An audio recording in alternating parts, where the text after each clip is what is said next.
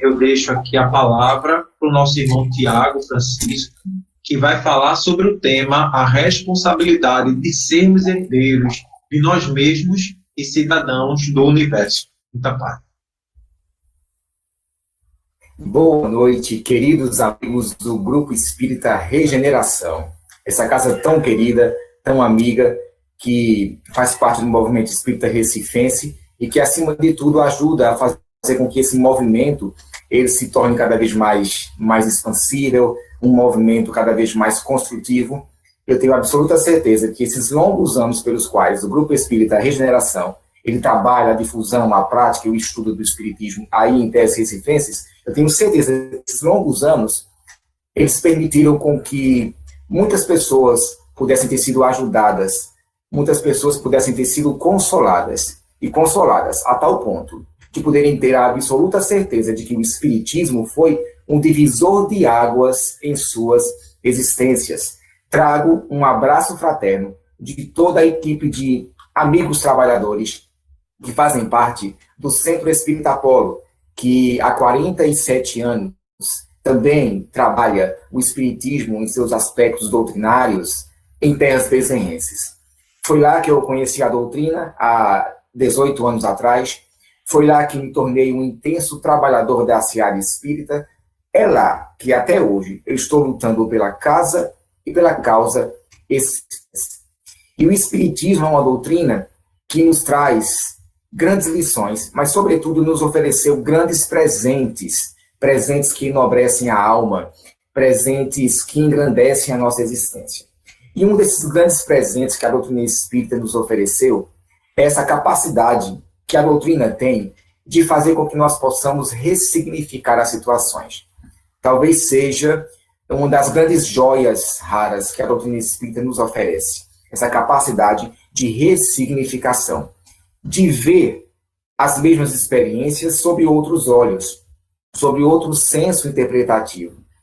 Então, eu assim costumo dizer o seguinte, antes de conhecer o espiritismo, eu tinha uma visão sobre certos fatos, sobre certas situações, uma visão X. Com o espiritismo, uma boa parte dessa visão foi ressignificada, trouxe um novo sentido. Me veio outros níveis de interpretação sobre as experiências que fatalmente aconteceriam na minha existência. E uma dessas capacidades de ressignificação que o espiritismo nos oferece é com relação aos conceitos da dor e do sofrimento, ao estabelecer que, na verdade, dor pode até ser aquele impacto inicial, mas o sofrimento, que é justamente a repercussão dessa dor, é variável, está totalmente associado à forma como você lida com as situações. Então, o espiritismo nos ajuda a converter o sofrimento em aprendizado, a dor como uma grande conselheira. Não deve ser incentivada, mas se assim não for, se ela acontece, deve ser vista como uma grande conselheira. Quem de nós, ao abraçar o espiritismo, não teve essa chance, não teve essa percepção de entender que tudo o que nos acontece, que nós julgamos como bom, e principalmente o que nos acontece, que nós julgamos como mal, são, na verdade, mecanismos de alerta e de aprendizado, que nos ajudarão no processo de crescimento intelecto-moral, que é o nosso objetivo existencial, que são os nossos objetivos existenciais, existência após existência. Então, ressignificar a dor, transformando a dor em um mecanismo de aprendizado, é uma das grandes maravilhas que a doutrina espírita nos oferece. A doutrina espírita nos oferece também um outro tipo de ressignificação, que é justamente com relação à questão do mal eterno. Quando nós estudamos pela ótica espírita de que o mal não é eterno, o mal é temporário, de acordo e proporcional ao nível de inferioridade das criaturas, que o mal é criação nossa, porque tudo tende para a harmonia, para o bem e para o belo, porque tudo é criação divina. Então, tantas coisas o espiritismo nos ajuda a ressignificar, dentre eles a questão da responsabilidade. Com o espiritismo, Emmanuel e queridos amigos, com o espiritismo, não mais culpar a terceiros. Com o espiritismo, não mais transplantar responsabilidades. As responsabilidades passam a ser pessoais, intransferíveis. O outro pode, de alguma forma, até influenciar, de acordo com o seu nível de ação. Pode influenciar, pode induzir, mas o checkmate final da questão cabe a cada um de nós. O outro induz, mas não determina as direções do nosso livre-arbítrio. Então, a responsabilidade é pessoal e intransferível. Quando alguém nos magoa, a ótica real espírita é: nós nos deixamos magoar. O outro não nos faz o mal. Somos nós que nos deixamos que o mal possa repercutir dentro do nosso psiquismo.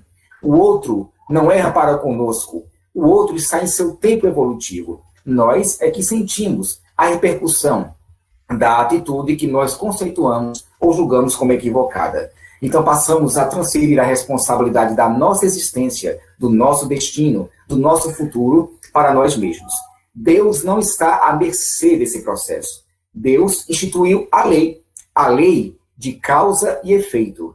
E nós somos felizes ou infelizes se nessa lei de causa e efeito nós nos enquadrarmos positivamente ou não, a cada um de acordo com as suas obras.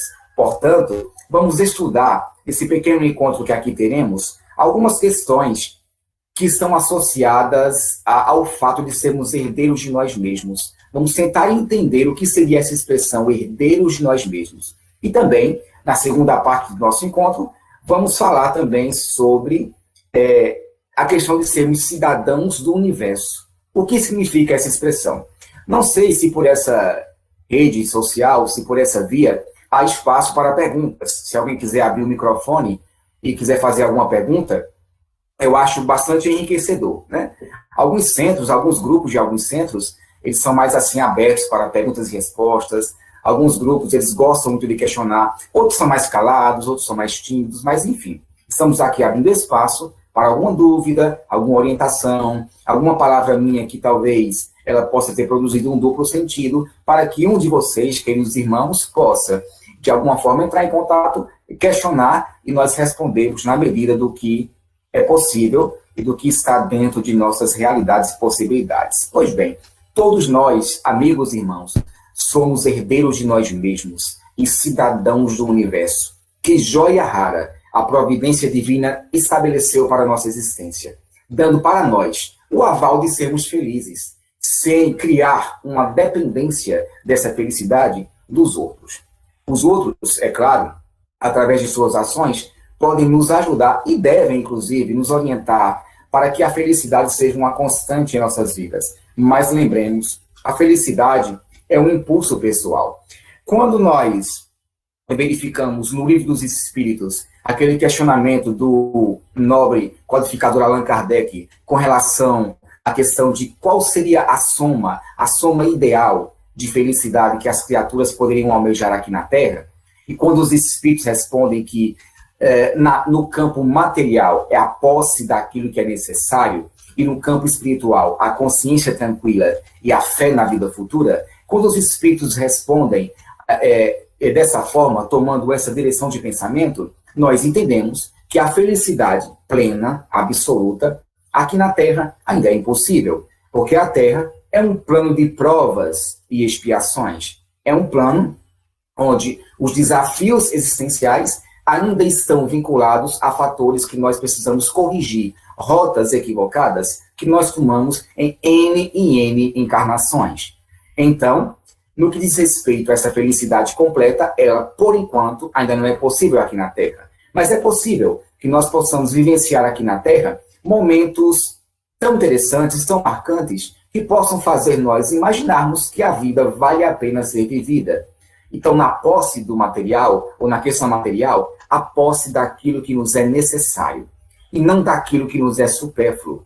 E no campo espiritual, a consciência tranquila e a fé no futuro. Se nós, seres humanos, tivermos na conjugação de nossas vidas esses três elementos, essas três vertentes, podemos dizer que somos felizes, mesmo diante de todos os desafios que nós enfrentamos. Vejamos que o Espiritismo, ele não estabelece a felicidade como a ausência completa de sofrimento, porque aqui na Terra ainda não é possível, mas ele estabelece a forma como lidamos com o sofrimento e a forma como nós crescemos diante dele.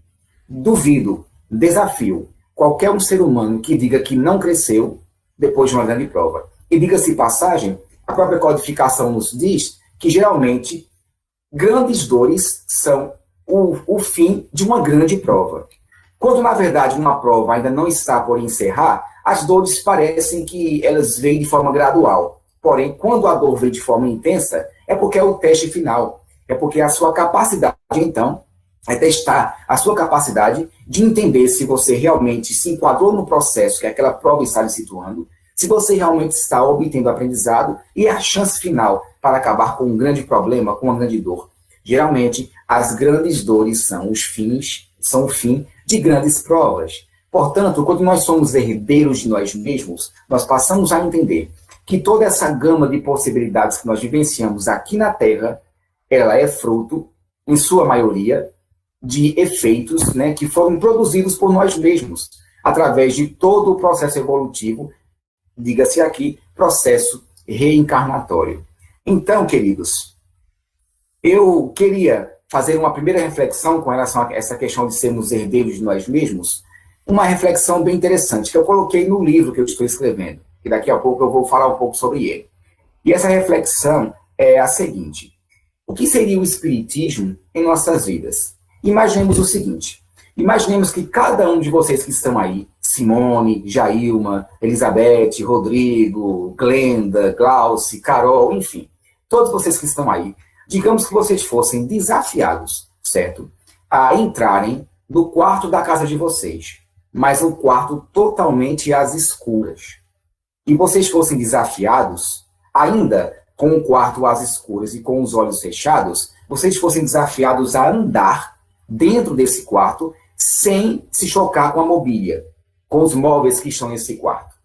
Geralmente você conhece o quarto da sua casa e talvez você conseguiria caminhar no escuro sem esbarrar em nenhum móvel, porque você saberia exatamente o posicionamento de cada móvel que está lá disposto no quarto da sua residência. Mas imaginemos o seguinte, imaginemos que o Espiritismo seria o seguinte, seria como aquela pessoa que de repente chegaria nesse quarto e tiraria todas as coisas que estavam em seu devido lugar. Modificaria a posição de cada um dos móveis. E daí, de repente, vocês fossem novamente desafiados a andar nesse quarto escuro, de olhos vendados, mas com a mobília em posição totalmente diferenciada. Possivelmente, vocês entrariam nesse quarto e esbarrariam em algum móvel e se machucariam, porque vocês foram retirados da zona de conforto. Então, o que acontece? O Espiritismo nos tira, sim, dessa zona de conforto. O que é essa zona de conforto? A culpa é de Deus. A culpa é do diabo. A culpa é do meu vizinho. A culpa é do marido, é da esposa. Enfim, sempre essa necessidade de se vitimizar e transplantar a responsabilidade da sua dor ou mesmo da sua felicidade para os outros. Então, o Espiritismo lhe tira dessa zona de conforto, porque ele faz quebrar tabus. Quando nós abraçamos o Espiritismo, nós quebramos tabus, às vezes milenares, que nós assumimos durante várias e várias encarnações pela própria cultura religiosa que nós abraçamos durante muitos séculos. Então, quebrar tabus é sair da zona de conforto. Ora, antes a culpa era dos outros. Agora, quando conhecemos o Espiritismo, a responsabilidade passa a ser nossa. E isso dói. Nem todo mundo gosta de olhar a própria imagem projetada no espelho da existência. Então, é preferível colocar tudo para debaixo do tapete ou se submeter a alguns rituais para que você configure na sua própria mente de que você está quites para com Deus. E nós, com o Espiritismo, sabemos que o processo não se dá dessa forma. O processo se dá quando você estuda e analisa a sua própria luz e a sua própria sombra. A sua própria sombra, não para lhe diminuir e criar um complexo de culpa e de falta de auto-perdão. Não. Mas olhar para a sua própria sombra para que você identifique ainda a gama de imperfeições que vocês ainda alimentam, que nós, enquanto seres humanos, ainda alimentamos, para que justamente possamos saber qual a rota que devemos seguir para corrigir essas falhas morais. E também olhar para a própria luz, não uma forma de sim vai descer, mas sim de identificar o quanto você já correu atrás, o quanto você já adquiriu, porque nós somos frutos de tudo aquilo que nós precisamos, merecemos, conquistamos, que nós corremos atrás, através dos próprios esforços. Então, o Espiritismo é aquela criança travessa, que modifica a posição dos móveis, e você agora está num outro ambiente que lhe retirou da zona de conforto.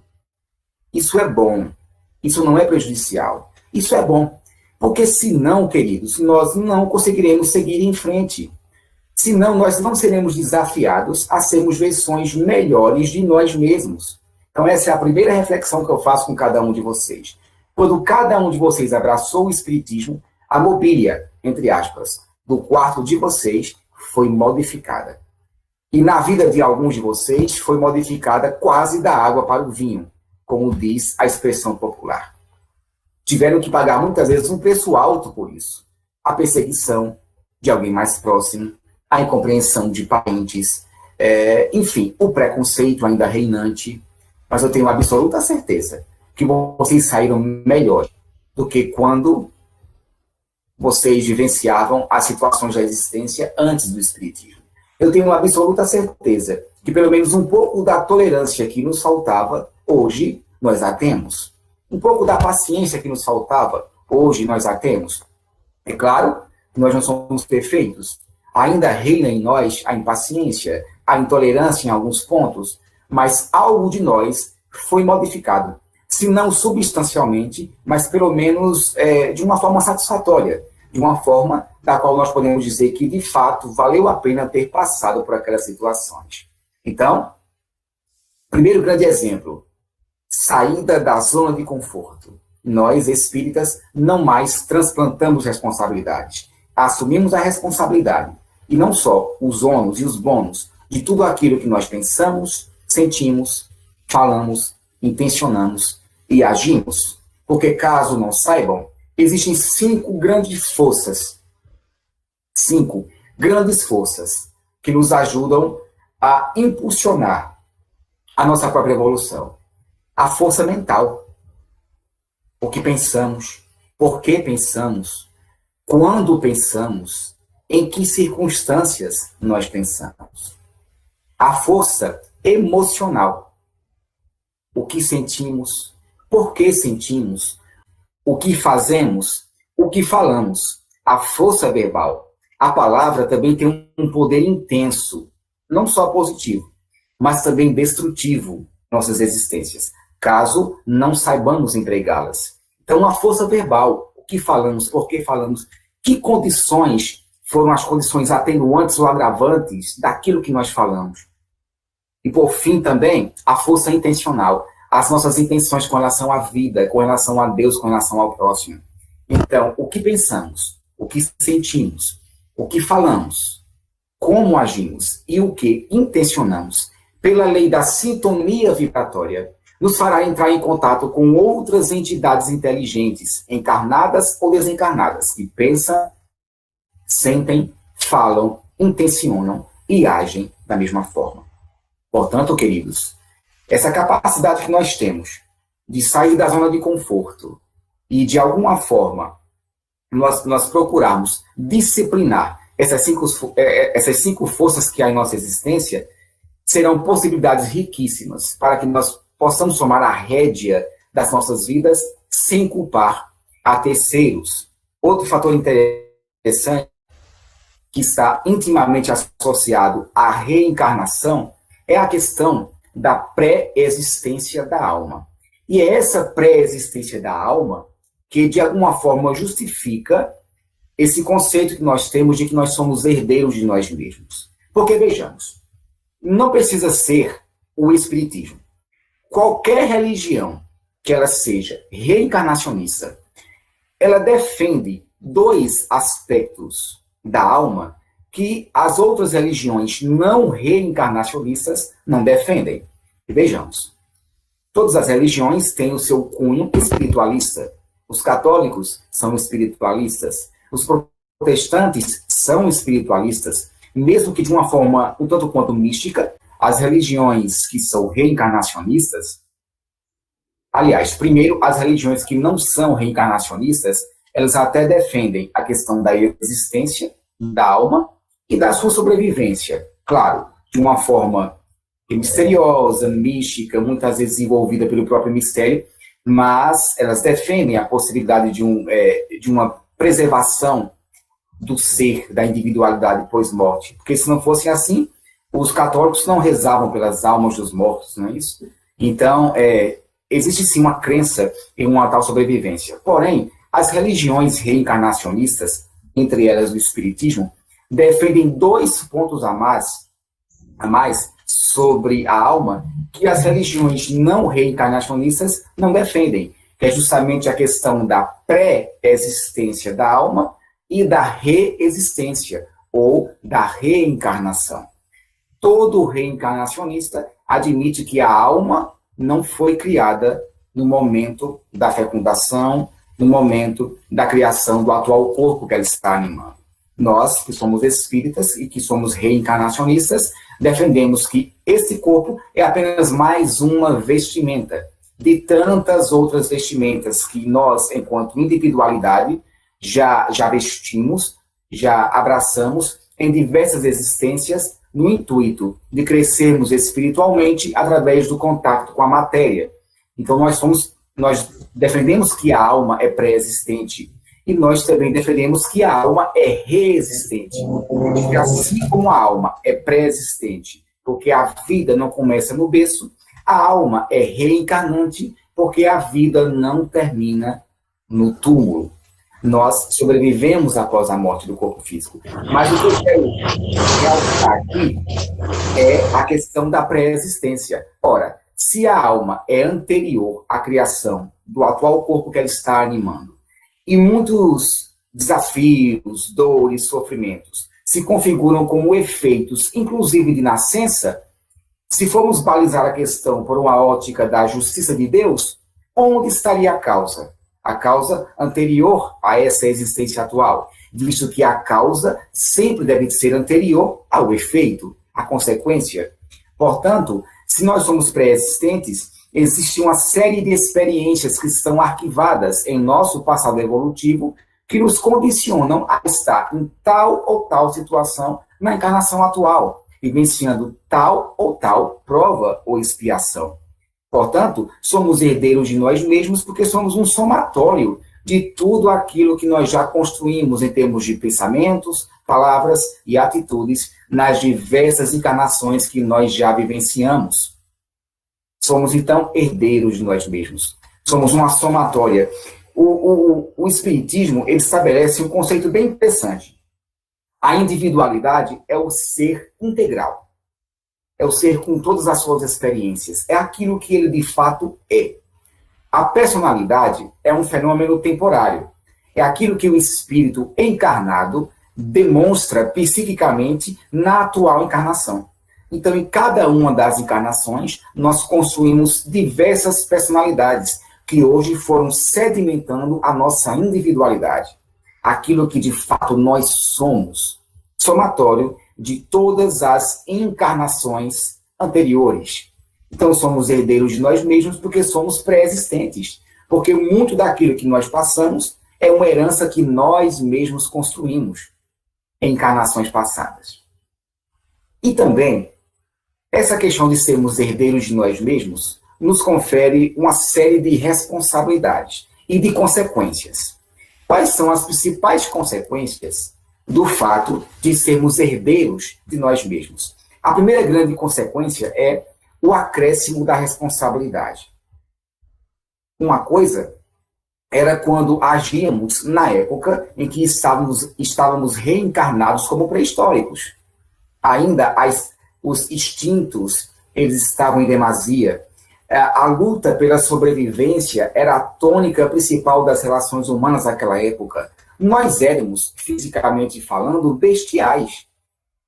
Não havia desenvolvimento da tecnologia, não havia desenvolvimento do senso moral, então nós éramos pré-históricos. Uma coisa é agir por automatismo da espécie, nessa época em que nós éramos pré-históricos. E outra coisa é agir quando você já tem posse das ciências, do conhecimento humano, de uma tecnologia que pode favorecer e facilitar o âmbito material das relações humanas, um planeta muito mais evoluído em termos de estrutura física, inclusive de psicosfera, que nos permite sermos melhores, agirmos melhores, termos os recursos suficientes para agirmos de uma forma mais adequada. Então, uma coisa é quando erramos no agora, com toda a posse do conhecimento que nós temos. E outra coisa é quando errávamos no ontem. Então, à medida que o espírito desenvolve, através das inúmeras reencarnações, o espírito que está encarnado, ele desenvolve o seu livre-arbítrio, e à medida que ele vai expandindo a sua consciência, vai trabalhando o seu discernimento sobre o que é o bem e sobre o que é o mal, à medida que esses elementos se ampliam na estrutura moral do ser, a sua responsabilidade diante dos atos praticados torna-se maior ainda. E quanto maior a responsabilidade, maior se subentende o nível de consciência do fato praticado. E quanto maior o nível de consciência do fato praticado, maior vai ser a cobrança por tudo aquilo que nós teorizamos, mas não convertemos em aplicação. Essa é uma grande realidade existencial em nossas vidas. Portanto, a consequência do acréscimo da responsabilidade sobre os próprios atos é natural do fato de nós identificarmos que somos herdeiros de nós mesmos, que somos um somatório daquilo que nós mesmos produzimos, e não aquilo que os outros condicionaram para nós. O autoconhecimento é uma outra consequência. À medida que ampliamos a nossa consciência e passamos a fazer um mapeamento das nossas fragilidades, passamos a nos autoconhecer, a saber onde está o nosso ponto fraco, o nosso calcanhar de Aquiles, onde está o ponto que nós devemos modificar. E o Espiritismo nos ajuda sobremaneira, através de grandes passagens da codificação, como, por exemplo, a questão 919 do Livro dos Espíritos, a célebre pergunta que Kardec fez à espiritualidade amiga: qual o meio mais prático e mais eficaz que o ser humano tem de se melhorar nessa vida e de conseguir vencer os arrastamentos do mal? Que é quando a espiritualidade responde: um sábio da antiguidade já vos disse, conhece-te a ti mesmo. E daí, durante o processo da argumentação e da comunicação, surge uma entidade, atribui-se a ela o nome do nosso grande e saudoso Santo Agostinho, e essa entidade, Santo Agostinho, responde através de um texto em que ela elabora estratégias, táticas de como conhecer a nós mesmos, fazer um mapeamento daquilo que nós fizemos durante o dia, se ninguém tem do que reclamar de nós mesmos, se fizemos todo o bem que podíamos, se evitamos todo o mal que era necessário evitar. Prestar atenção, por exemplo, no conceito que aqueles que não nos gostam têm com relação a nós, porque mesmo que eles tenham um conceito até real, mas assim eles o dizem, o disseminam para nos diminuir, nós sabemos que eles não terão nenhum tipo de pretensão de esconder as nossas sombras, nem que sejam com o intuito de nos machucar, mas não terão nenhuma pretensão de esconder as nossas sombras. Então passamos a identificar o que é que os outros pensam sobre nós, inclusive aqueles que não alimentam simpatia para conosco mesmo. Se aprover a Deus lhe retirar nesse momento da existência, você iria para o mundo espiritual com a consciência tranquila, com o pensamento crístico? São algumas táticas que Santo Agostinho estabelece para o processo do autoconhecimento. Então, o autoconhecimento, a partir do momento que você identifica que você é arquiteto sideral do teu próprio destino, construtor da tua felicidade ou da tua infelicidade, você passa a identificar a necessidade de mapear os seus pontos fracos, de mapear os seus pontos positivos. E nessa balança, onde o fiel é a consciência, fazer com que o prato que representa os pontos positivos possa sobressair-se ao prato que representa os pontos negativos. É a grande proposta. Eliminar virtudes, aliás, eliminar imperfeições, mas enquanto não conseguimos eliminá-las por completo, devemos diminuí-las, minimizar as imperfeições e potencializar as virtudes. é a grande missão reencarnatória, que nos confere a evolução intelecto, moral. Uma outra consequência do fato de sermos herdeiros de nós mesmos é a capacidade que passamos a ter de compreender que nossas decisões são sempre pessoais e intransferíveis, que foi aquilo que eu disse. O outro pode orientar, o outro pode induzir, mas determinar nossas escolhas, não. Isso aí está totalmente envolvido com o nosso nível de percepção com relação à vida, nosso grau de evolução espiritual, intelecto, moral. O outro pode influenciar, e às vezes influencia quase que decisivamente, mas o checkmate final é nosso, desde que já tenhamos posse da consciência enquanto espíritos humanos. E também há uma consequência de caráter negativo, que é justamente o acréscimo de débitos. Ora, se você sabe o caminho a seguir e não segue, se você prefere tomar atalhos existenciais, se você prefere a porta larga do que a porta estreita, na assertiva do nosso querido mestre, modelo e referência Jesus, se você escolhe por esses caminhos, há o acréscimo de débitos. Porque as dívidas passam a ser proteladas, passam a ser jogadas com a barriga, postergadas, deixadas para depois. Quando, na verdade, se temos uma dívida, se somos, na verdade, um devedor diante de um credor, o nosso grande compromisso, até para a nossa paz íntima, é saldar a dívida. E a dívida se paga com amor. A dor é uma segunda instância. A dor vem quando o amor não veio primeiro. Lembrem sempre disso. Se estamos sendo pagos pela dor, é porque o amor um dia chegou primeiro. Mas nós não preferimos aprender pelo amor. Então temos que aprender pela dor.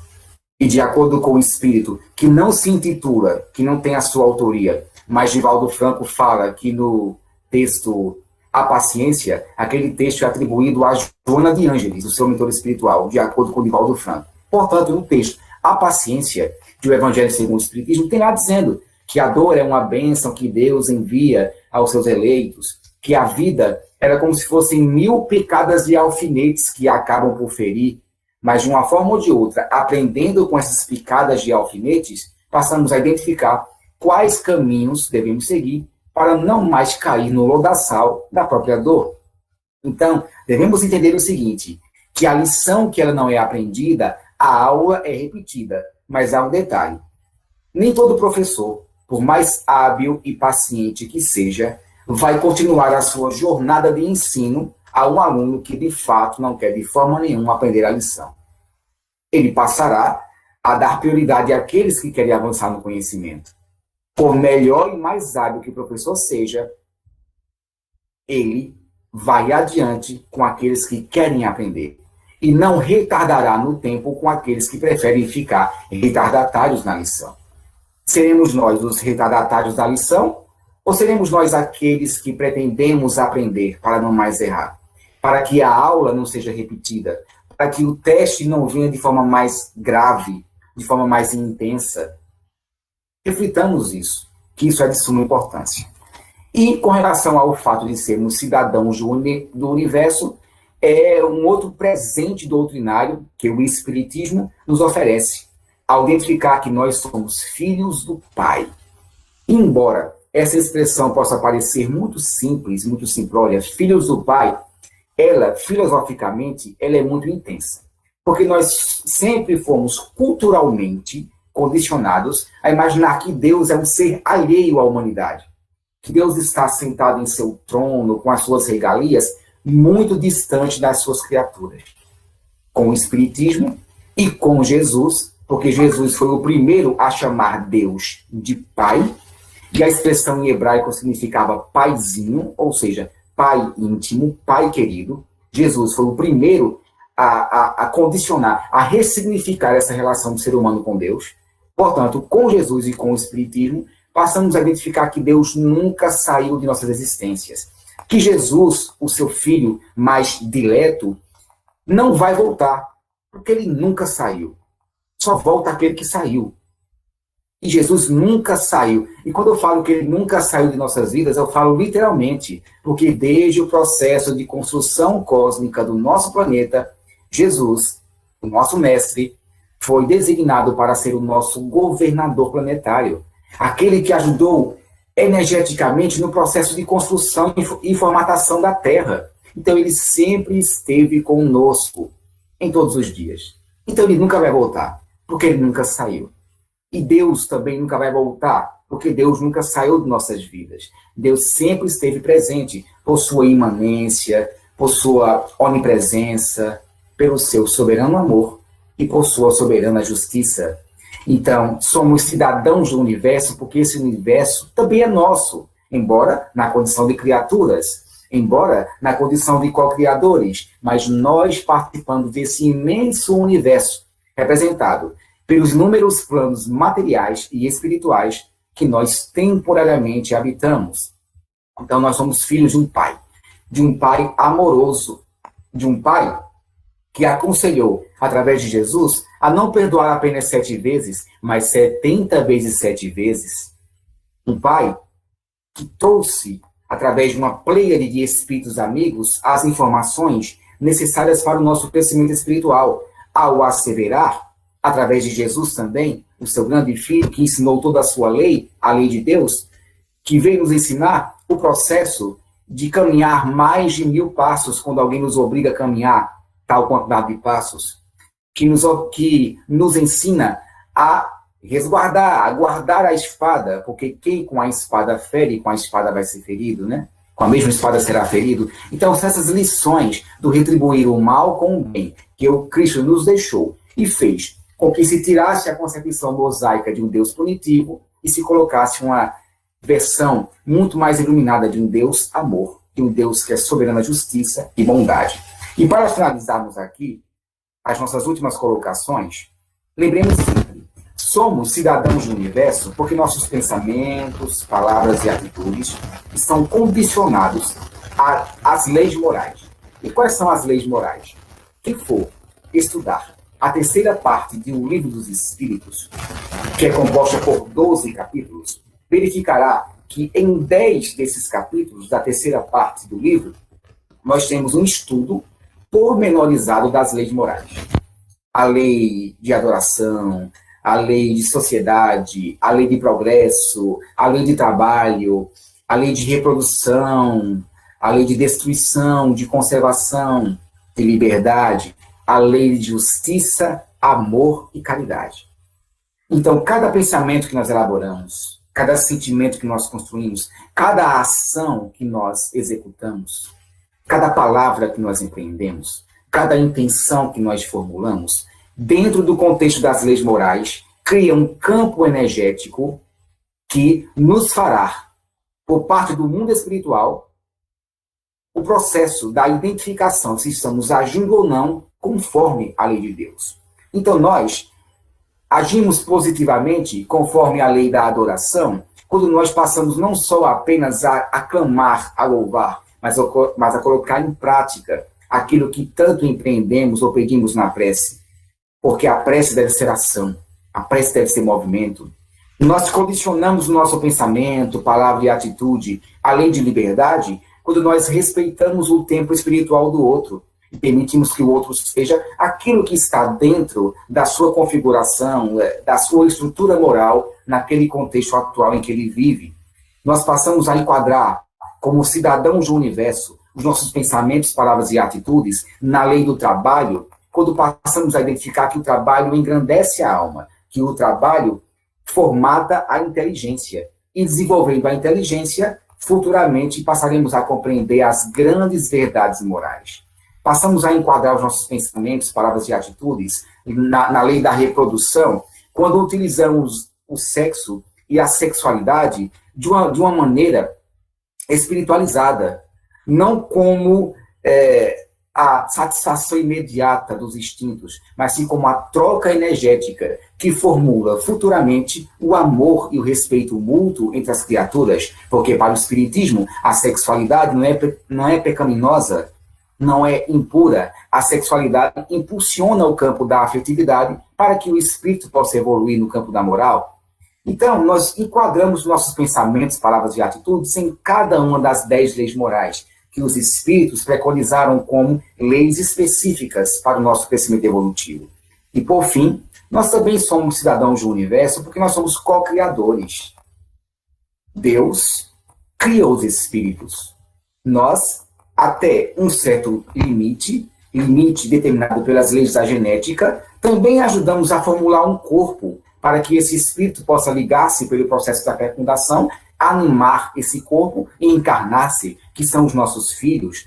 Então, nós somos co-criadores desse processo, certo? Do trânsito desses espíritos entre o plano físico e entre o plano espiritual, de tal maneira que nós contribuímos para o processo da evolução de outras criaturas junto com Deus. Porque a criatura está em Deus e Deus está na criatura. Não nesse processo de substância física, mas sim no processo de identificação para com a lei, visto que Jesus falou e em certo momento proclamou que qualquer um de nós também poderia ser uno para com o Pai, assim como ele de fato um dia e ainda o é, uno para com Deus. Nossa atuação como cidadãos do universo repercute na vida de todos aqueles seres que cruzam o nosso caminho. Exupéry, o grande escritor do livro Pequeno Príncipe, em sua obra, asseverou: tu és eternamente responsável por aquilo que cativas. E o essencial sempre será invisível aos olhos. Então lembremos, o essencial é aquilo que, dentro das nossas limitações sensoriais, não corresponde ao concreto, não é visto, não é tocado, mas é sentido através das suas repercussões. Levaremos para o mundo espiritual tudo aquilo que não ocupa espaço físico, e unicamente o que ocupa espaço mental, espaço emocional, espaço psíquico. Levaremos para o mundo espiritual as ideias, as descobertas, os sentimentos, negativos ou positivos. Levaremos crenças, valores, costumes, tudo aquilo que não ocupa espaço físico, porque o essencial é invisível aos olhos. Os motores mais potentes criados pela tecnologia humana são movidos pelos fluidos mais invisíveis. Ninguém observa a energia que circula do sensor do controle remoto até o sensor da TV, mas uma lei lá está atuando. Porque o essencial, que é a lei de Deus, é invisível aos olhos, mas é perceptível ao coração daquele que tem os olhos voltados para o Pai. Então, não se encerra aqui todas as características ou consequências do fato de sermos cidadãos do universo e herdeiros de nós mesmos. Mas saibamos, queridos amigos, Jailma, Glauci, Manuel, Glenda, Teresa, enfim, Elisan, queridos amigos, saibam que diante de toda e qualquer dificuldade, Deus está conosco. Jesus está no meio. E nessa embarcação terrena e divina ao mesmo tempo, nós somos aqueles acompanhantes, aqueles viajantes que se amedrontam com os mares revoltos, com as tempestades marítimas, se assustam. Mas sempre tem alguém no leme conduzindo a embarcação para que ela não possa afundar. Esse alguém que conduziu a embarcação, que é Jesus, não foi criado de forma privilegiada. Alcançou o estágio por merecimento e sabe os caminhos que a alma tem que percorrer para poder atingir a sublimação. Façamos como ele, sigamos os seus exemplos, para que um dia possamos ter a absoluta certeza, queridos amigos, esses 19 ou 20 amigos que estão aqui nos escutando, para que tenhamos a certeza de que, embora haja todas as dificuldades, o fato de sermos cidadãos do universo e herdeiros das próprias escolhas fará com que possamos ver um dia a vida que é bonita, e devemos sempre compreender, de acordo com a poesia do grande poeta já desencarnado Gonzaguinha, de que nós devemos sim viver e não ter a vergonha de sermos felizes. Cantar e cantar e cantar a beleza de sermos eternos aprendizes. Eu sei e nós sabemos que a vida deveria ser bem melhor, e será, mas isso não impede que repitamos. Ela é bonita, que ela é bonita e que ela é muito bonita. Meus irmãos, o Espiritismo tem por essência a missão de ser para todos um convite à inovação. Do que vale conhecer o que ele ensina e prega, se na própria melhoria nenhum esforço se emprega. Estudá-lo sim, e sempre, mas também vivenciá-lo, no afã de cada dia, procurando divulgá-lo. O Espírito de verdade, em nome dos redividos, exortou-nos com clareza, amai-vos e instruí-vos. Eis o nosso compromisso, ante o mundo em grande espera, fazer com que se levante a terra da nova era. Obrigado por tudo.